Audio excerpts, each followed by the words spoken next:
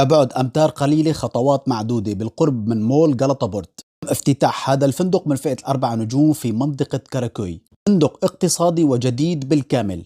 شركتنا عملت تغطية كاملة لهذا الفندق، خلينا نتعرف على كل التفاصيل. لوبي بتصميم عصري وصغير بيناسب هذا الفندق. موظفين الريسبشن جدا متعاونين وعلى حرفية عالية. ونبتدي بالنوع الأول من الغرف، الأوريجينال تريبل روم. هذا النوع من الغرف نادرا حتى يكون موجود بأي فندق. مساحات الغرف بشكل عام في هذا الفندق تعتبر صغيرة بحكم وجوده في منطقة كاراكوي، وبصور لكم الغرفة من زاوية أكبر علشان تشوفوا كل تفاصيل الغرفة. إطلالات الغرف كلها على شوارع حي كاراكوي، وهذا الحمام بشكل سريع. النظافة في الفندق بشكل عام ممتازة ولا يعلى عليها. النوع الثاني من الغرف غرفة الديلوكس بالسرير المزدوج. تصميم الغرف كلها بهذا الشكل الجميل والعصري، وكل غرفة في لها تلفازها الخاص وفيها كل الاحتياجات. والنوع الثالث من الغرف هي الغرفة اللي بتكون مناسبة لشخصين وبكون فيها سريرين مفردين، والغرفة في لها أيضا نفس التصميم. ولكن في هذا الفندق دائما أنصحكم تاخذوا الغرف الكبيرة.